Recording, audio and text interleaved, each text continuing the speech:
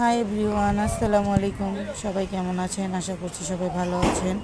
আমরাও আল্লাহর রহমতে ভালো আছি। তো ঈদের পর আমরা 3 বোনে মিলে একটু ঘুরতে গিয়েছিলাম। এটা আমাদের বাবার বাড়ি থেকে প্রায় একটু দূরে।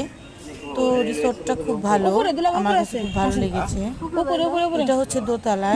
তো আমরা দোতলায় উঠলাম, ওঠার পরে একটু ঘোরাঘুরি করতেছি।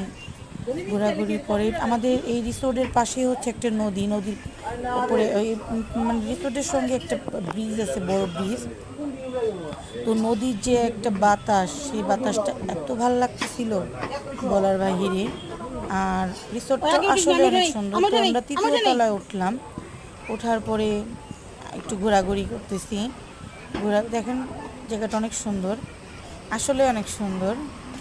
তো এখানে ঘোরাঘুরির পর আমি এখানে দেখাচ্ছি হচ্ছে লেমন গ্রাস, যে আপনার থাই থাই স্যুপের জন্য যে পাতাটা ইউজ করে, থাই পাতা। তো আমি সেই গাছটাই দেখাইতেছি আর বলতেছি যে লেমন গ্রাস আছে না, আমাকে লেমন গ্রাসের পাতা একটা গাছ দিবে।